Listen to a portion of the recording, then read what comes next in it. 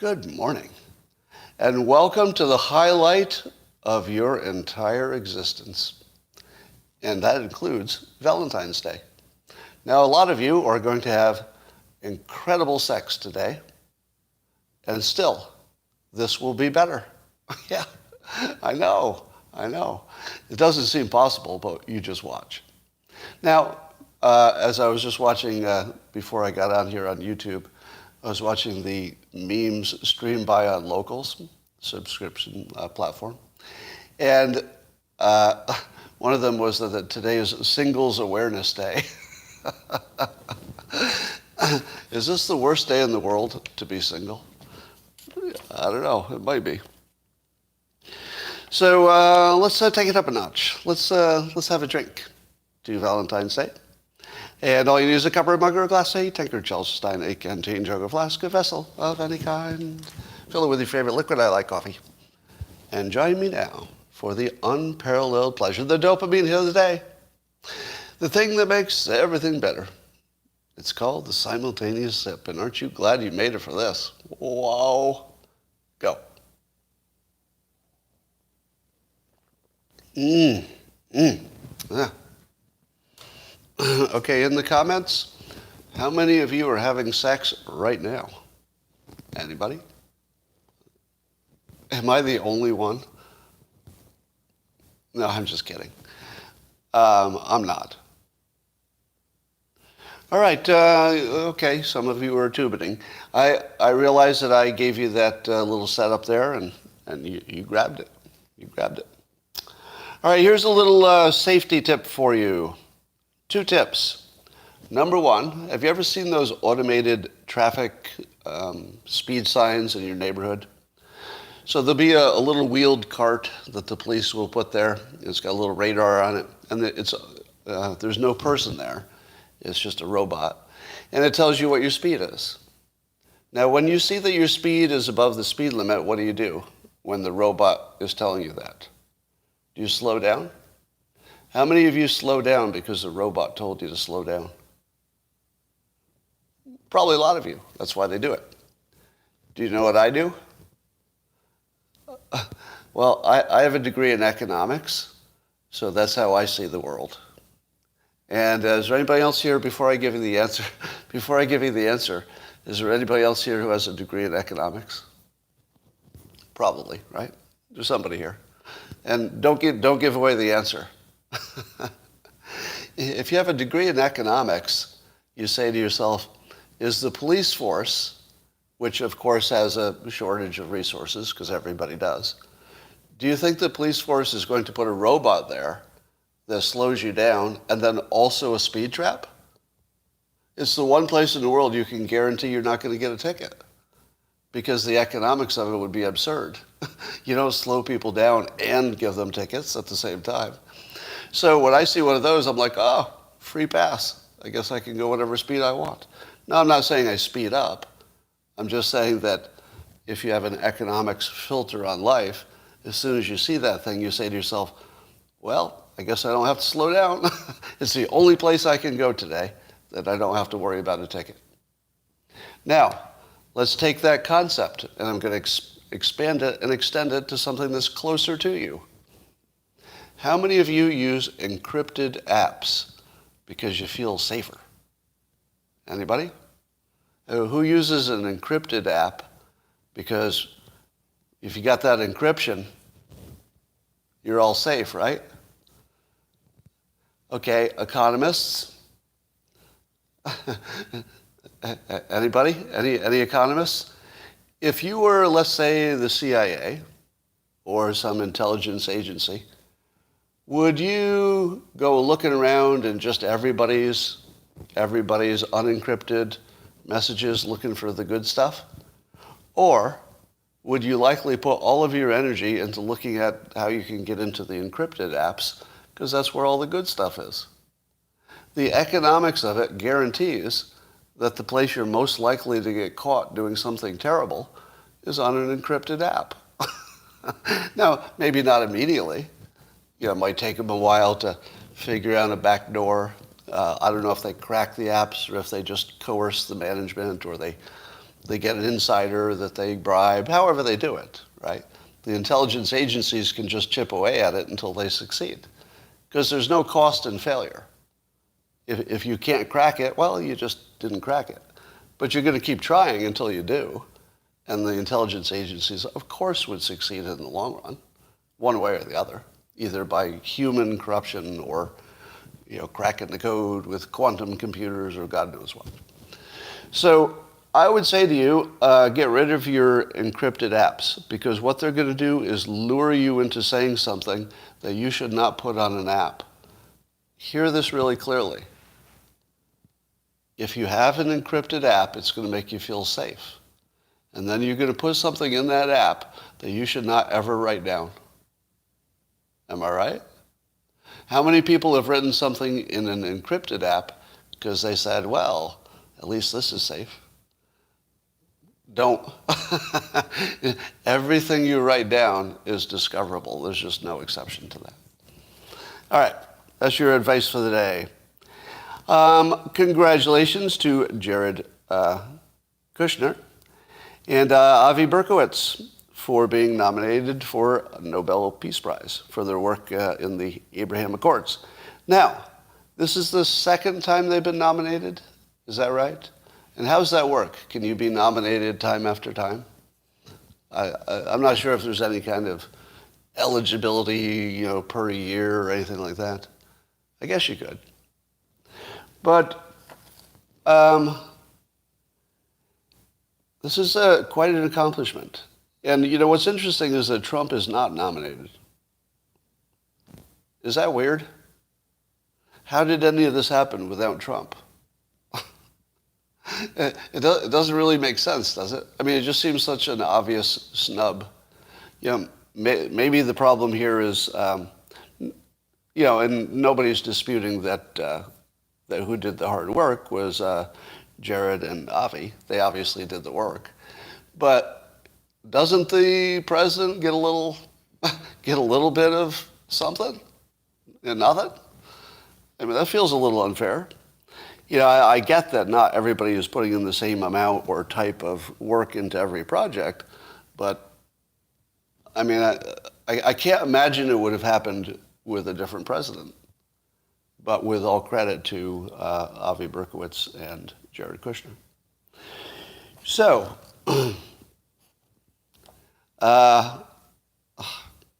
God. So mask mandates are going to end tomorrow in California, allegedly, but not for students. So this is how absurd things have become. So yesterday, it was the Super Bowl, obviously.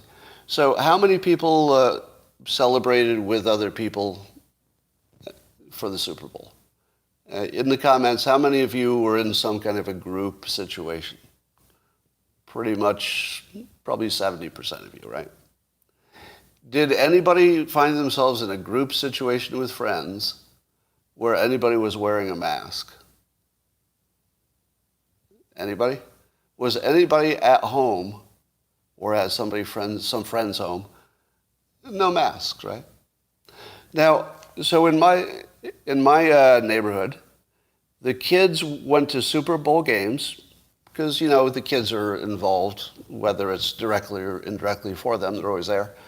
So the kids were in some big crowds, all weekend. Then probably something like half of all the kids in my town were involved in a sleepover someplace over the weekend.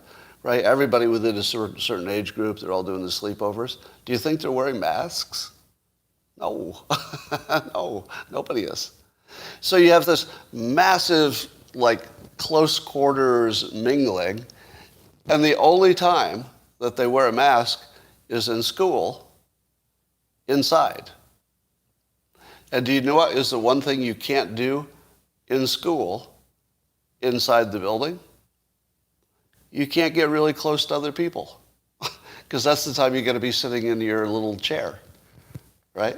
It's the only time you're not that close to people. But as soon as they leave, they take the masks off and they're hugging each other and they're crawling over each other and they're giving hickeys and they're making out and they're hooking up and they're passing bongs around and whatever God knows thing and having sleepovers. There'll be a pile of kids in a sleepover. So literally, the safest place those kids will ever be in terms of COVID, the safest place is when they're sitting in desks that have to be at least a few feet apart from each other. All the other time, they're all on top of each other, like a big old pig pile. So everything about this is just upside down and crazy. But at least tomorrow-ish, masks will be off. Now, for some of us locally, the masks have been off for some time. And I can tell you that only once was I ever asked to put on a mask. Only once in the last few weeks. And that one time was a local business, and I didn't want to make trouble for the employees, so I complied. All right. Apparently 70% of Americans, according to a Monmouth University poll, 70% of Americans want to accept COVID-19 and get on with their lives. Now, this poll was published at the end of January. So the last 2 weeks have been pretty important in terms of understanding where the pandemic is. So wouldn't you imagine that the 70% who want to accept COVID and just get on with life, that's higher than 70 now, right? Because it's only going to move in one direction. So I would say 75. What have I been telling you about the magic number 75? Well, it's coincidentally, if you take 75% of something, what's left over is the solidly stupid 25% of the public. 25% of the public just shouldn't count for anything because they always get every question wrong. The thing I don't know if it's the same 25%. Maybe it's a different 25% for every question. But if 75% of the public wants something that's as obviously a good idea as this, how often do they get it? And I think the answer is almost always. I mean, maybe not on day one, but with a supermajority of 75%, that's as close as you can get to 100% of the smart people. Right? Because you have the 25% of dense people that can't be reached on any topic no matter what. So if you can get the 75% of the public for anything, it doesn't matter what the question is, if 75% are there, the government has to give it to you. It just has to, because there's just too much pressure. So I think we're in good shape there. Now, some have asked, what about Denmark that dropped its restrictions recently and is experiencing a huge surge in their stats, a negative surge. So there's more infections and more deaths and everything. So did Denmark make a mistake? The data suggests that as soon as they dropped their mandates, things went south. Well, as Andreas Backhaus points out, there are other countries that didn't drop their mandates and had very similar curves. So you have to be careful who you compare them to. That's the first problem. So the first problem is we've still never figured out why some countries do what they do. We just don't know why some country will go up and another country will go down at the same time while doing the same things. Well, why can they do completely different things but get the same result? We don't know any of that. So if you're comparing what Denmark had as an experience to other countries, that's first of all absurd, because we know that's not going to tell you what you think it is. Secondly, as was pointed out by others, our statistics right now are a weird blend of the carryover from the Delta, the crossover from mostly Omicron. So now we've got this blended data that's not really telling us about the future or the past. It's like a future past. Like somehow we average the future and the past. And what I mean by that is the Omicron predicts fewer deaths in the future. The Delta predicts more, but they're sort of merged in the data at the moment. Eventually it'll be pretty much a full Omicron data set. But not yet. So at the moment, all of our data is useless, basically, Because you don't quite know what's in the mix. Is it the bad stuff or the good stuff, Omicron? So any comparison of Denmark to anything else is probably useless at this point. There's not a big enough difference in Denmark to say that it has anything to do with the change of their plans. Anyway, and then you've got the problem that Omicron is so weak relative to the past that you have tons of admissions of people getting in the hospital who just coincidentally have it. So in the old days, with Delta, if you had Delta and you were hospitalized, there was a really high chance that it's because of the Delta, right? It might be comorbidities, but it's the Delta that's really making the difference. But today, you could be in the hospital for damn near anything and still have a high chance of having Omicron that you didn't even know you had. So suddenly it looks like the hospitals are getting filled with Omicron people, but only by coincidence. Not because of Omicron, but by coincidence they also have some mild Omicron. So the caution here is that all of our data is going to be useless for a while. And Denmark isn't the only place that's going to apply, right? So everything you see about data, whatever skepticism you had a month ago, just triple that for about, 3 weeks. And then maybe the data will settle down into a Omicron only more sane way to look at it kind of a world. I don't know. Maybe it won't. But anyway, we don't have a history to look at that makes our lines make sense anymore. Whatever happened to the giant problem of illegal immigration on the southern border? Does anybody know what happened? Well, why did we stop talking about it? What? Well, you're saying winter, but isn't winter the right time to go? Am I wrong? I thought summer was the wrong time to go because it's too hot. But isn't winter exactly when you want to go? So, did it just slow down because it's the coolest part of the best time to go and it'll be a little bit better in a month? Or why are we not hearing about the caravans being formed? So if it's still going, then why aren't we reporting on it? Isn't it still a problem? Wouldn't there still be videos of huge masses of people crossing? So here's the question. There's something going on because, I don't see Fox reporting it. I'm seeing here that Fox is reporting it, but I haven't seen anybody report it lately. And I don't know if it's just because other news is more interesting, but it feels like, here's my macro point here. So independent of whether there is or is not a major problem with immigration, I assume there is, but we're not hearing about it. Isn't this exactly the kind of story, and I'll give you another example in a little bit, where it's obvious that the media decides what's important. And at the moment, the media, both the left and the right, so I see you're saying that Fox reports it every day, but I read Fox every day and I don't see it. Not reported the way it used to be reported in terms of, a disaster. It's more like it gets thrown into a conversation. I think if Fox reports it today, it might be just like an add-on to another story, right? Why are we defending Ukraine's border when we don't defend our own? So I would agree with you that Fox does sort of include it in a lot of conversations, but I don't think it's a story. Have they done a package with a video lately? I don't think so. So here's the thing. I think you have to be careful what you worry about. And maybe this is one of those things to add to your how to reframe your own anxiety.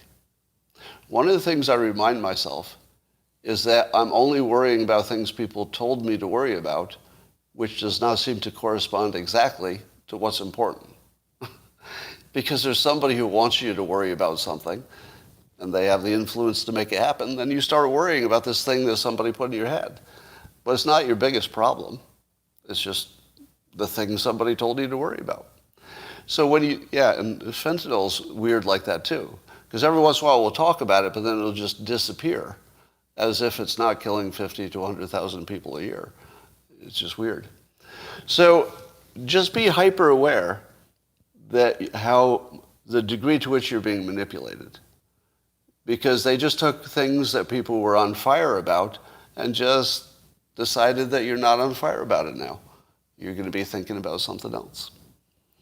I have 4 words to describe the ongoing story about Bob Saget's cause of death. Leave Bob Saget alone. Next story. How about that Super Bowl? So I watched enough of it to feel like an American. And I swear sometimes that's why I watch it. Yeah, I'm not a big sports guy, as you might know. I like playing them. I'm not a big spectator type. I'm a big fan of participating. But watching, well, you know, it's hard for me to do. So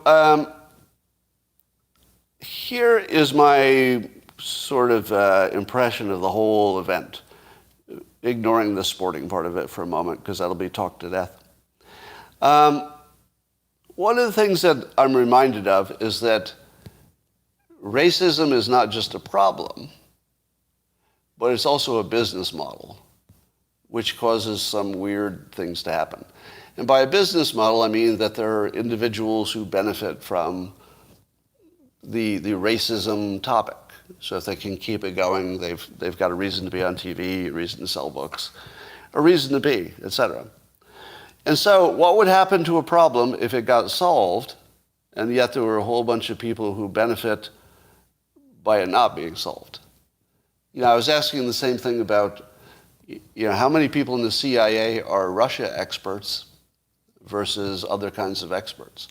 And it makes you wonder if you just have too many experts of one kind, even if you solve the problem for which you had those experts, don't they have to kind of tell you the problem's still there? Like, what if climate change got solved tomorrow? You know, it won't be. But what if it were? What if climate change just got solved? You know, somebody came up with a fusion reactor that you could build in a year and it's totally safe. Well, what would happen to all the scientists whose entire careers depend on scaring you about climate change? Would they say, yay, we're done, we're going to change fields now? Some would. Or would others just say, you know, sure, we changed that problem the way it was, but what about this new version of the problem? What about that? I mean, what about the thing you weren't thinking about? Huh? What about the different way of looking at the same problem? So you always have to say to yourself, if there's a business model around a problem, can you ever solve it? Because there will always be somebody telling you it didn't really get solved, it just got transferred into a different form, so now you have to worry about that new form. And watching the Super Bowl reminded me about, let's call it direct racism. So I think there was a time in human history where if you said, hey, my group of people are awesome, and this other group of people, there must be something wrong with them, you at least had some observational basis for it. Meaning you may say, hey, look, my city's doing great, and this other bunch of people, you know, have not developed technology or whatever. They don't have much money. So we must be the good ones, and they must be the bad ones. Now, as it turns out, it wasn't because of their genetic makeup, and that's something we know in 2022, that everybody is succeeding in all kinds of fields, and you know, it's more about the individual. So, the direct kind of racism is largely dead because once you've got a black president, and then the Super Bowl really rubbed it in. The Super Bowl was a whole bunch of black millionaires who were athletes with a halftime show that was primarily black millionaires. And the biggest controversy around it that wasn't sporting related was, why don't we have enough black coaches in our league that's 70% black players? And pretty much everybody, well, I won't say everybody, but society largely looks at that question and says, you know, that's a pretty good question, right? I mean, you do have your people pushing back at it because it's irrational. It is irrational. Because if we're not complaining about the 70% of the players being black, you really have to question the logic of questioning any percentage. Like, there are reasons, but maybe those reasons aren't racism. You don't know. So, as I'm watching this, the Super Bowl is really one of those things. And then even if you looked in the rich people box, it'd be a whole bunch of white people up in the expensive seats. But also, almost all of those boxes probably had, famous black athletes and billionaires and entrepreneurs and whatever. So, and when America watches the Super Bowl, who's thinking racist stuff? I guess it's in the sense that it's always in the air, yes. But when Americans watch the Super Bowl, it's just about America, isn't it? Does anybody have any other feeling about it? Like, it just feels like the most perfectly American thing.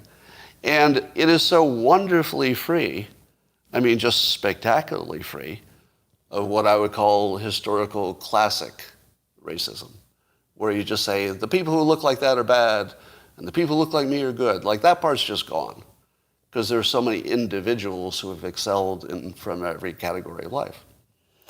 And even more directly, the LGBTQ community is, just like a rocket, just doing great. So as long as there are lots of individuals who are excelling, that old kind of racism went away, but not the business model. So you still needed some racism, right? Even though the direct stuff seems to have gone away. And that's where where you get the stuff like systemic racism, et cetera. But the trouble with systemic racism is, it's really more about class, isn't it?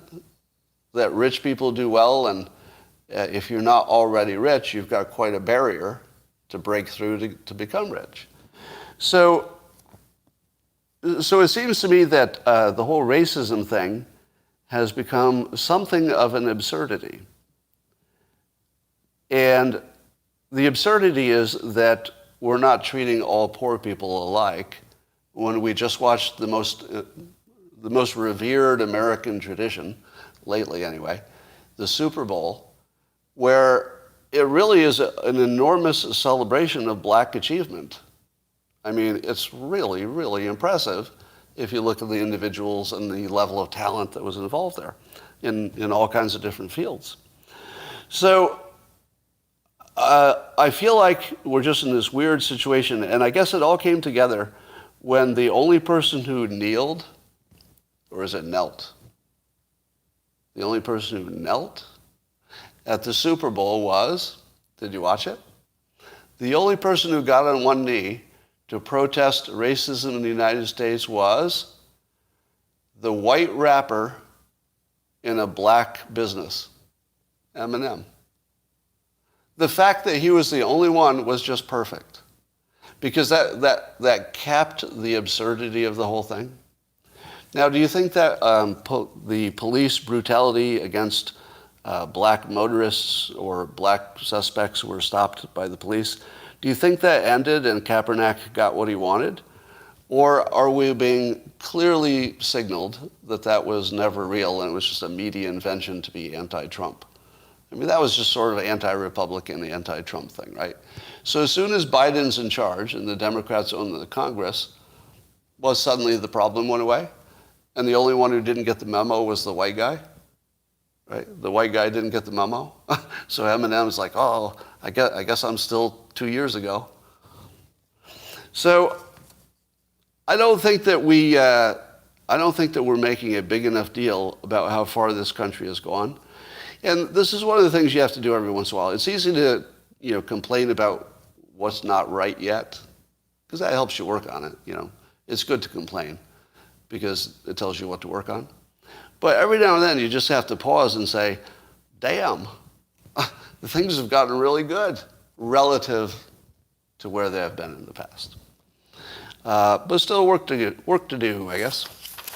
All right.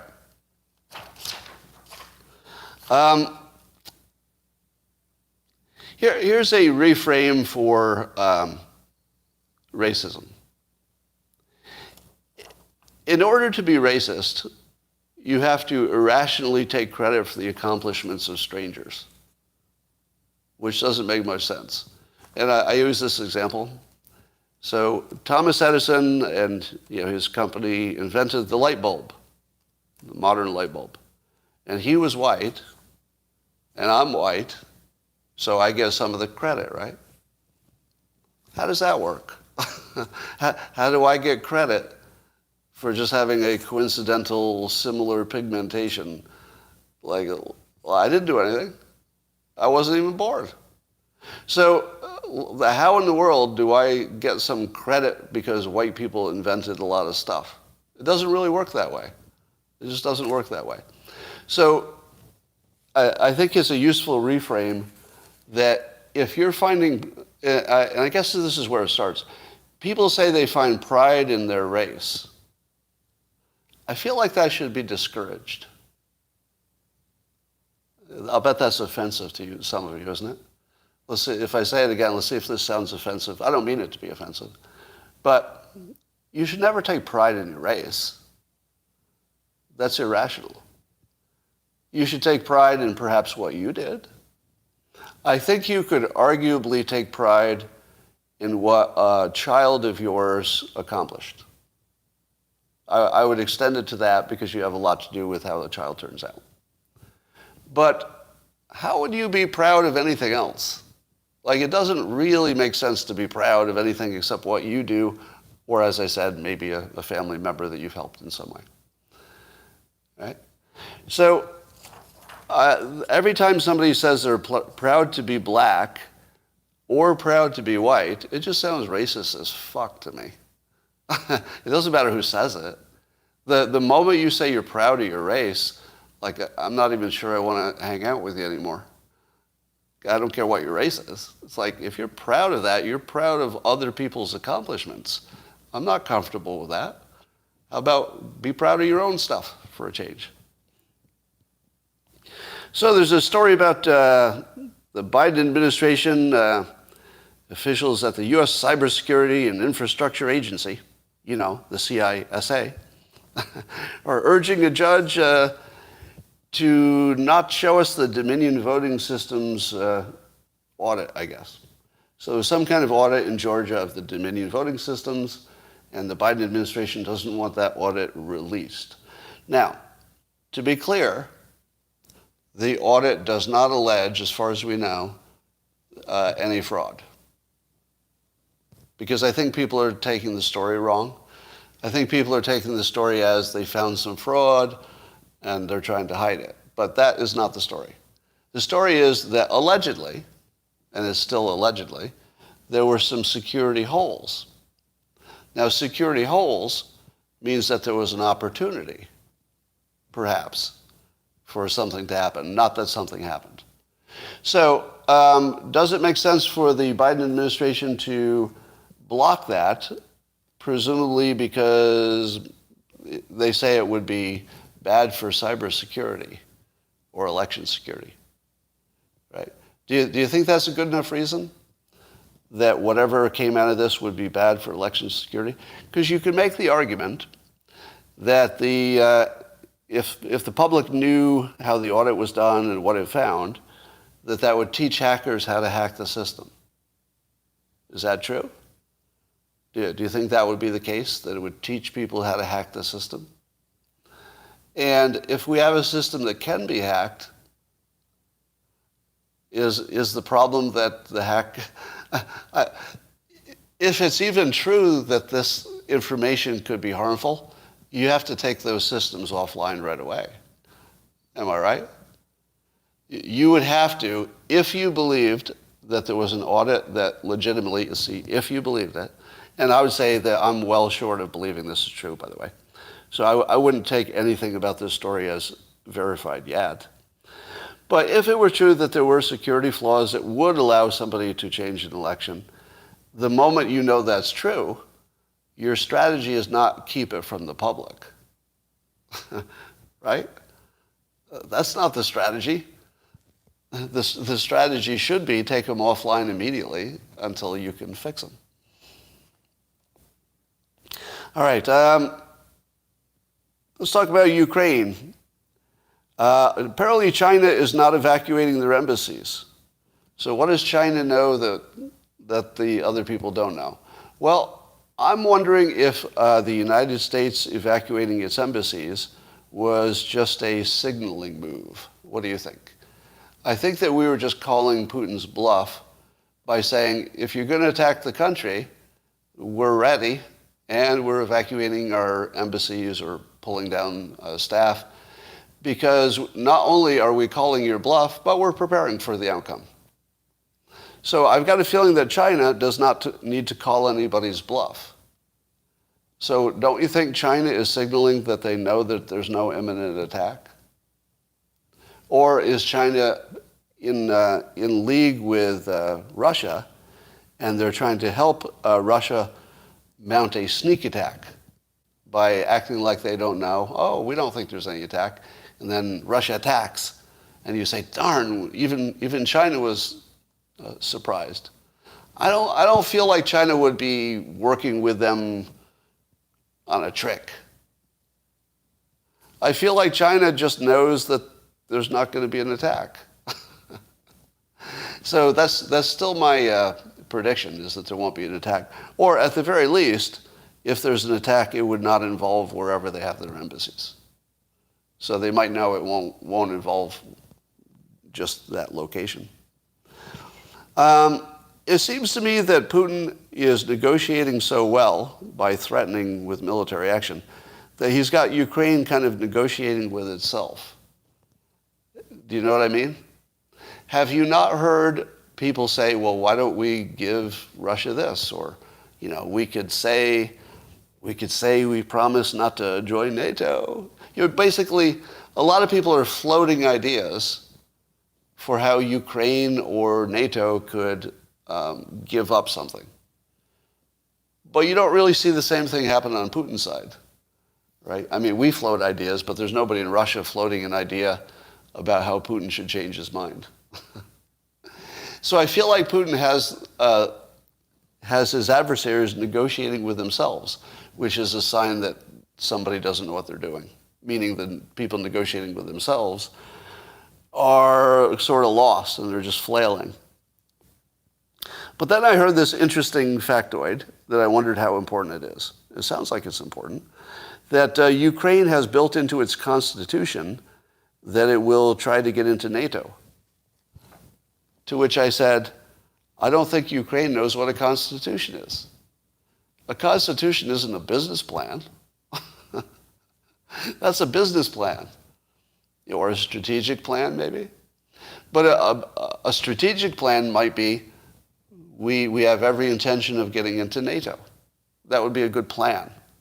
That's not something you put in your constitution. Because if you put it in your constitution, then if the situation changes, you can't change your mind.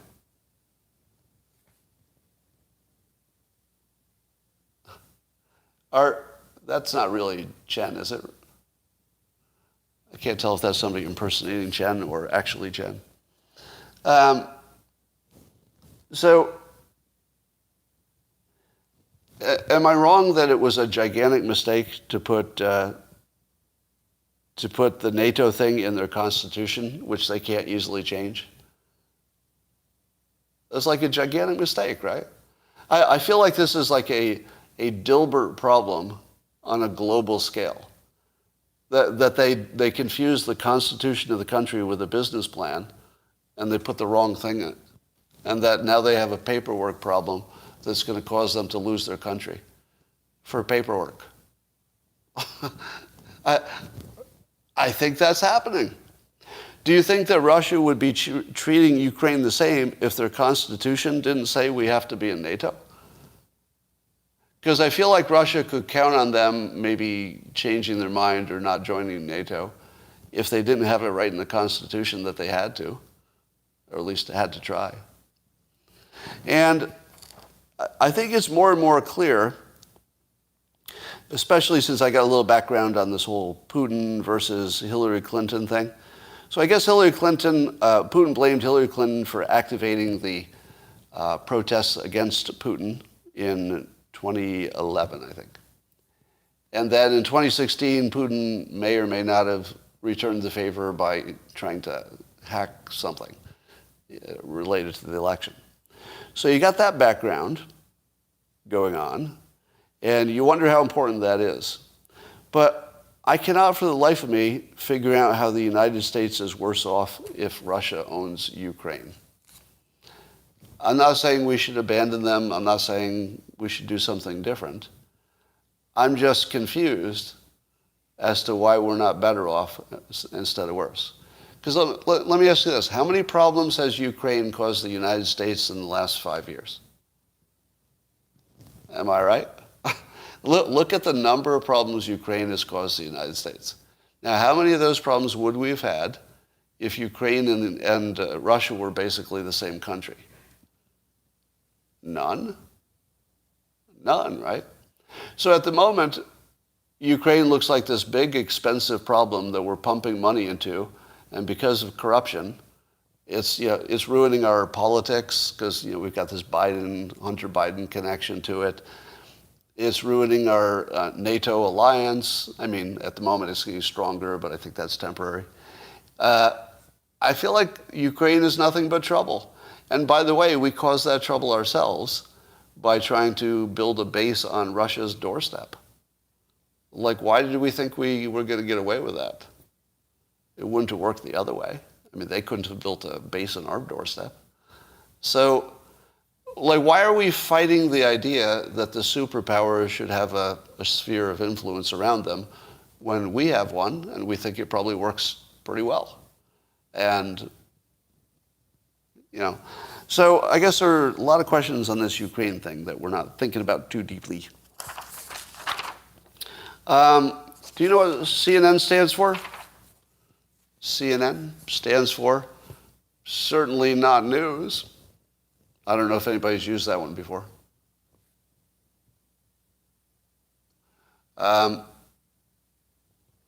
Okay. So Fox News, of course, has been reporting on the Durham's latest filing.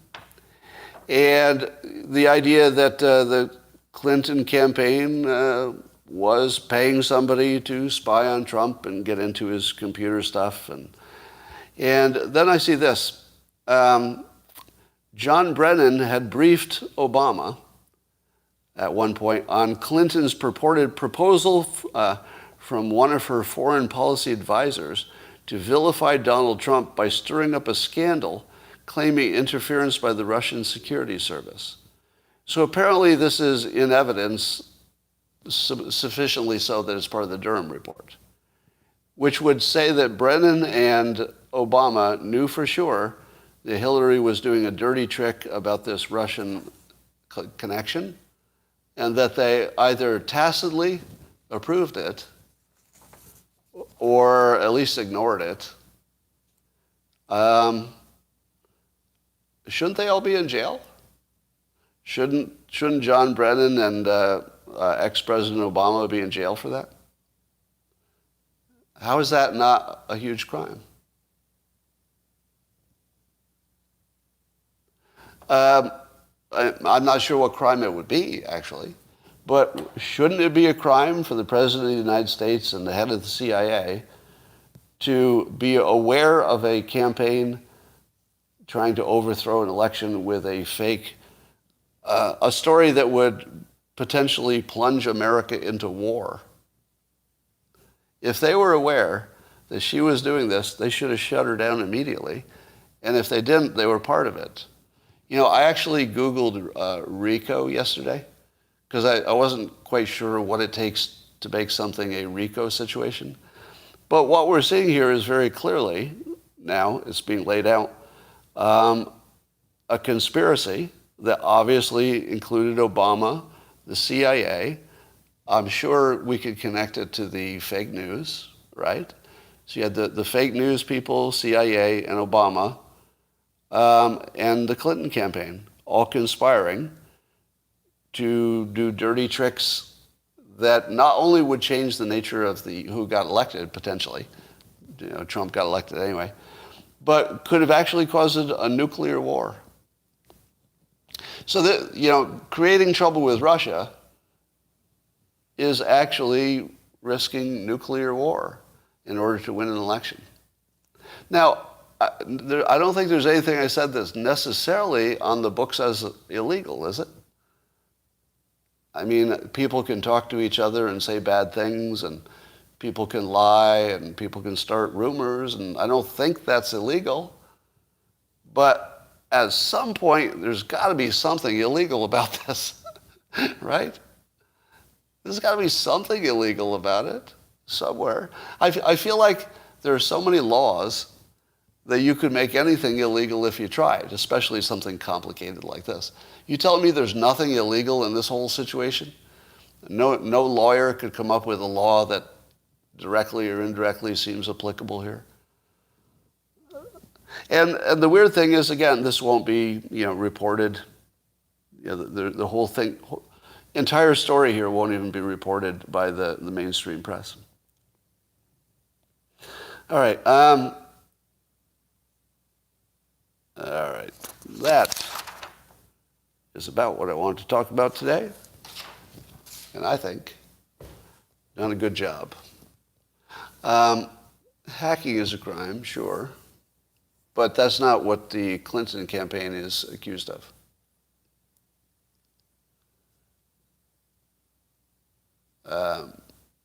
Bearing false witness, I guess that's... Yeah, Carl Bernstein, still not around. Now, it does look like the... has Jake Tapper... I don't think anybody on CNN has mentioned the Durham new filing, right? Has anybody seen it mentioned at all in any concept, any context? Business Insider. Well, this will be a good test. So, Tim Pool, yes. Newsweek, just to insult Trump. Nothing in the New York Times.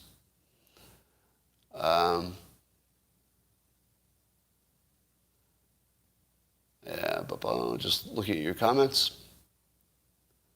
New York Post. Interesting. Whatever you believed about how much manipulation there is by the media, did you ever think there was this much? This feels like a whole new level, doesn't it? Like every time you think, oh, they can't get any worse than this. June is saying, if it's not reported on both sides, it's not real.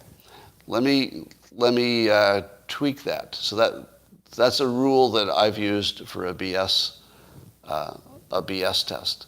So the BS test is if one side says something's true and the other side says it's not true, it's probably not true. Because I usually go with the not true ones. But in this case, it's being ignored. It's not being called not true. In that case, you have to assume that the accusation is true because the other side is not addressing it. And it's such a big one that if you don't address it, that's saying something. So the BS indicator would say ignoring it means guilt. But if they said, no, we looked into it and it just, you're looking at it wrong, or you forgot a fact, or there's some context, then I would go with the debunker, actually, usually. Doesn't mean they're always right. It's just a general rule of thumb. David Pakman reports on a completely different world. He does. Yeah, he and I have talked. It's interesting. I think his background is economics as well. So we can actually speak productively despite being in different movies, which is weird. All right. It's worse than Watergate. You haven't heard of Durham's release about Hillary on Saturday morning. I guess I haven't heard of that. I don't know what you're talking about.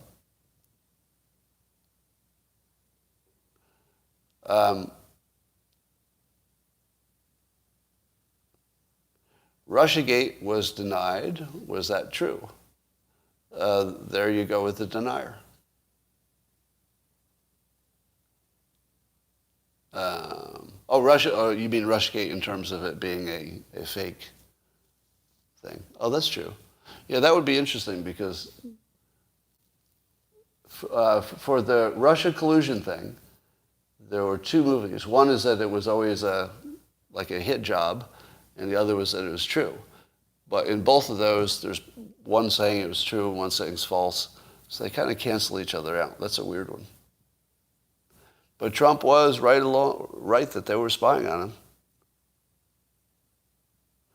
Distance yourself from the left, Scott. They are truly evil, undermining all of us forever. I don't think they're evil. I think that they don't have a good talent stack. That's what I think. I don't think the left has evil people in it. Talent stack meaning if they understood economics better, for example, and some other, I guess if they understood how human motivation works, then they might be in better shape. All right. Evil is banal. Yeah, I don't like to call things just evil because I think that's just putting words on stuff.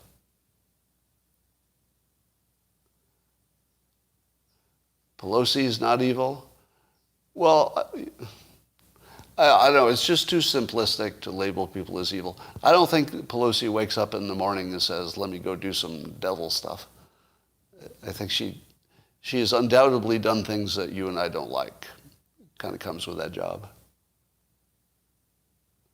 All right. That is all I got for now. And I will talk to you tomorrow. I'm pretty sure this is the best thing you've ever seen in your life. Until tomorrow, that's all for now.